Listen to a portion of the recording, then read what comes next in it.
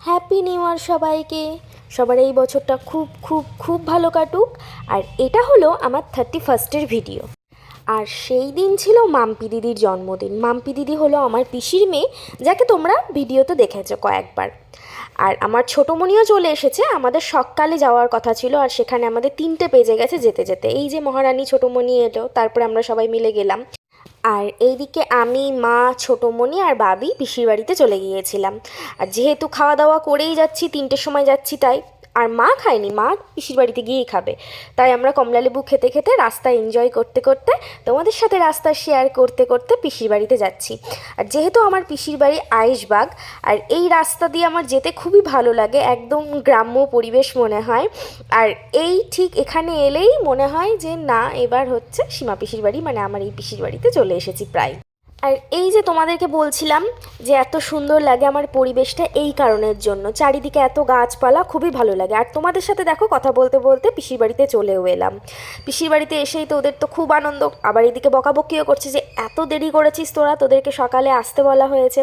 আর এইদিকে তো মাম্পি দিদি এত খুশি, সবাইকে জড়িয়ে জড়িয়ে ধরছে। এইদিকে মাকেও জড়িয়ে ধরলো, মায়ের সাথে কত আদর, কথা টথা হলো।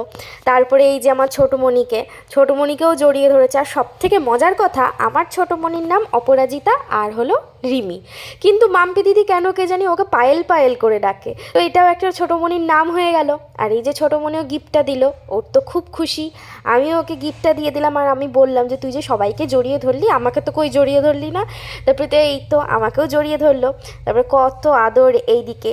তারপরে ওকে বললাম, দেখ তুই গিফটটা তোর পছন্দ হয়েছে কি না। ওর তো খুবই পছন্দ হয়েছে এই গিফটটা, ওর জন্য আমি পছন্দ করে আমার বাবির সাথে গিয়ে নিয়ে এসেছি। আর ওখানে যেতে না যেতেই তো বাবিকে বায়না ধরেছি, চলো কোথাও ঘুরতে নিয়ে যেতেই হবে তোমাকে। আর মাম্পিদি তখন খেতে বসেছিল। তাড়াতাড়ি করে খাওয়া দাওয়া কমপ্লিট করে আমি, ছোটোমণি, মাম্পিদি, বাবি বেরিয়ে গেলাম একটু ঘুরতে। তারপরে একটু পেট্রোল পাম্প থেকে গাড়ির তেলটা ভরিয়ে নিয়েই আমরা চলে এলাম প্যালেসে। আর এইটাই তো সিজন প্যালেসের মানুষ ঘোরার। আর যেহেতু আমরা 4টে সাড়ে 4টে এসেছিলাম, তাও অনেকটা ভিড় কমে এসেছিলো। আসলে আমরা তো এসেছিলাম এখানে একটু চা খেতে। আর এই দিকের মেলাগুলো বসেছে, আর তোমরা তো জানোই আমার কত কেনাকাটি করতে ভালো লাগে আর মেলা ঘুরতে ভালো লাগে। আর এসেই তো এই ফুলদানিগুলোর দিকে আমার আগে চোখটা গিয়ে আটকালো। কিন্তু এগুলোর এত দাম বলছিল, পাশের দোকানটাই জিজ্ঞাসা করলাম, সেখানেও তাই 3,500, 4,500, যেরকম যেটা সাইজ। আমরা তো না নিয়েই চলে এলাম যে এত অতিরিক্ত দাম বলছে, নেব না। তারপরে একটু এই দিক থেকে ঘুরে টুরে তারপরে তো সেই ফাইনালি নিয়েই নিলাম সব থেকে বড়টা। আমার তো খুব খুশি, এই যে নিয়ে প্রায় 5 কেজি 5.5 কেজি ওয়েট হয়েছে, অনেক বার্গেটিং করে তারপরে এটা নিয়েছি। এই যে ফাইনাল এইটাই নিয়েছি, বাড়িতে এসে তোমাদেরকে দেখালাম। তারপরে এইখানে এই কাকুর কাছে ফুচকা খেলাম। এসেছিলাম আমরা চা খেতে, অথচ ফুচকা খেলাম। আর চা খেলে অ্যাসিড হয়ে যাবে, যেহেতু আজকে বাড়িতেও অনেক খাওয়া দাওয়া আছে, সেই জন্য আর চা খেলাম না। তারপরে ঘুরে আমার তো খুব মন খুশি যে এত পছন্দের একটা জিনিস হয়েছে, বাড়িতে চলে এলাম। আর মাম্পি দিয়ে এইদিকে দেখো কত সুন্দর করে সাজগোজ করে নিয়েছে। আর আজকের মেনুতে হবে মাটন বিরিয়ানি আর চিকেন কষা, তাই এইদিকে সরঞ্জাম চলছে। মা আমাকে বললো চালটা একটু দেখে আয় তো, ঠিকঠাক সিদ্ধটা হয়েছে কি না। বললাম হ্যাঁ, এখন ঠিকঠাক হয়ে গেছে, প্রায় 80% কি 70% হয়ে গেছে, এবার ভাতটা নামিয়ে নিতে হবে। তাই এই দিকে আমিও একটুখানি টুকটাক হেল্প করছিলাম, বেশি কিছু করিনি, সবই মা করেছে, পিসিও করেছে। এখানে আমি 2টো গামলাতে ভাত আলাদা করে রাখছিলাম, যেহেতু একটু ঝরঝরে হবে, একসাথে থাকলে ভাতটা চ্যাপচ্যাপে যদি হয়ে যায়, যেহেতু অনেকটা পরিমাণে বিরিয়ানি হবে। আর এই দিকে দেখো পিসির বাড়িতে কত সুন্দর পুঁইশাক গাছ হয়েছে, এত টাটকা গাছ, দেখতে তো খুবই ভালো লাগছিলো। আর এইদিকে গোলাপ গাছ, তাও তোমাদের সাথে একটু শেয়ার করে দিলাম। আর মা এদিকে মাংসের প্রিপারেশনটা করছিল, মানে এখানে মাটনটা সিদ্ধ করছিল আর কী সব করছিল। তারপরে তো এইদিকে আমরা বসেছি বিরিয়ানির লেয়ারিং করতে। ফার্স্টে এইদিকে আমাদের মাটন চিকেন সব টেস্ট করাও মাঝখানে হয়ে গেছে, খেতে তো অসাধারণ হয়েছিল। আর এই যে আমরা এখন আমি আর মা মিলে বিরিয়ানির লেয়ারিংটা করছি, তারপরে এটাকে দমে বসাতে হবে।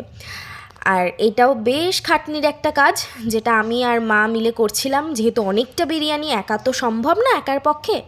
আর তারপরে বিরিয়ানিটা দমে দিয়ে এইদিকে চলে এসেছিলাম আমরা বার্থডে সেলিব্রেশনটা করতে। মাম্পিদি তো এত খুশি, আসলে এইরকম স্পেশাল চাইল্ডরা যে কোনো ছোটো ছোটো জিনিসে এত খুশি হয়ে যায় না, যে যেন দেখতেই ভালো লাগে।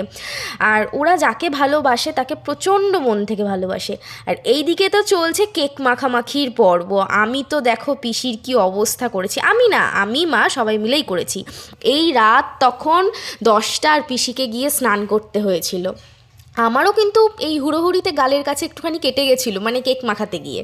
যাই হোক, একটু মজা করতে গেলে একটু তো ক্ষতি হবেই। আর এই যে ততক্ষণে আমাদের বিরিয়ানিটাও হয়ে গেছে। দেখো কতটা ঝরঝরে আর কতটা দেখতে সুন্দর হয়েছে, একটা লোভনীয় বিরিয়ানি হয়েছে। আর এই যে চিকেন কষাটা, তারপরে তো খাওয়া দাওয়া কমপ্লিট করে আমরা বসেছি এখানে গল্প করতে। এই গল্প সে গল্প কত, মানে কেক মাখামাখি যা সব হলো সেই সব গল্প চলছিল, আরও প্রচুর গল্প চলছিল এখানে। তারপরে তো প্রায় 11:30 12:30 বাজে। এদিকে আমরাও পুটলি বানিয়ে নিয়েছি বাড়িতে খাবার নিয়ে আসার জন্যে, যেটা হয় আর কি। তারপরে আমরাও বেরিয়ে গেছি, এবার বাড়িতে আসবো তাই। এদিকে পিসিকে দিদিদেরকে টাটা করে দিলাম। আর এই দিকটা তো ফাঁকা পরিবেশ, এত ঠান্ডা লাগছিল। তারপরে এই যে পিসি দাঁড়িয়ে আছে, পিসিকে টাটা করে আমরা বাড়ির দিকে রওনা দিলাম। আর এত কুয়াশা, দেখো কাজটা একেবারে অস্পষ্ট হয়ে গেছে। তো টাটা।